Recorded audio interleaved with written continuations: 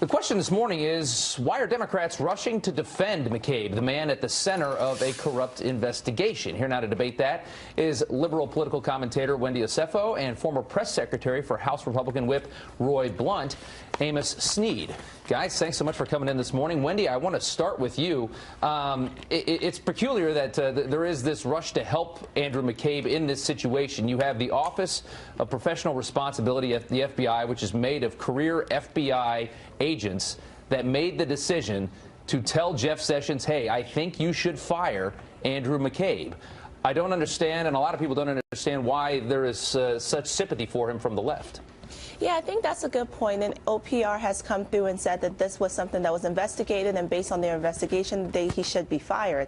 However, I think it's important to note here that to fire McCabe within 26 hours of his retirement is not only mean-spirited, but is deeply rooted in vengeance. And that's something that is not a matter of opinion, it's just a matter of fact. And we can see both sides of the aisle say whether or not they think he should be fired. We see Schiff saying, you know what, it might be justified, and then we see on the other side, Rubio saying that he wouldn't have done it that way. So again, that's a matter of opinion. But what we have to understand here is that whether or not it is political, that's a whole nother conversation. And based on the way the president has continued to attack McCabe through Twitter, we can say that this firing was rooted in a political action. Yeah, it did come off as rather cruel, although it might have been the end result anyway. Amos, I want to go to you real quick. When McCabe came out with this statement, and he basically tried to make this sound like it was another Trump assault on the FBI, that was rather fascinating, considering, like we just said, that the FBI are the ones that recommended that McCabe be fired. What did you make of that statement? You know, I think if you look at that statement and if you look at the actual topic of the pension, I mean, think about it. He's about to make more money with the book advance than he ever would with this pension. But I think you're seeing Democrats and academia line up just to help him out, to get him through this little spot. But I think continue to pay attention to this, because I think you'll see, hey, he could have a media contributor slot in a week or two.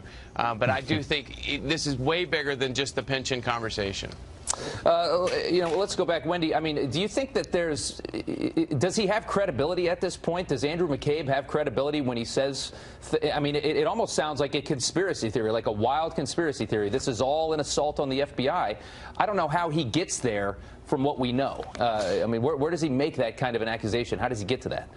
Well, you know, I think it's really important that we all wait to make judgment until we see the Inspector General's report, because that's what's really going to, you know, underscore what happened and what they saw to make this decision. But again, I think what's really important here, as far as McCabe is concerned, whether he does get media contributorship or he gets a book deal, we have to make sure that our democracy is not one that is being torn apart at the seams. So we want to know that, you know, if you are a public servant, if you are an intelligence officer, we're not painting you with a broad brush, but if you did do some sort of indiscretion, then, you know, maybe you should be let go. But again, this does not say that all individuals in the FBI or the CIA, for that matter, are bad people. No, these are lifelong career servants, right, and they deserve to be treated with respect. Amos, a number of Democrats have rushed in to offer McCabe some sort of a job, trying to help him get that pension. Should we be trying to help somebody get a pension when his colleagues at the FBI have said that they think he should be fired? No, I think if you look at this, now this has turned into a political talking point. It's going to run the media news cycle for the next day and a half. So, of course, they're lining up to offer him positions. I think the more this can stay in the news, the more they can talk about the timing of the firing, how close he was to the pension. I think we'll continue to talk about this for probably another day, 2 or 3 days in the news cycle. That's probably true. Guys, thank you so much for coming on this morning. We appreciate it. Thank you.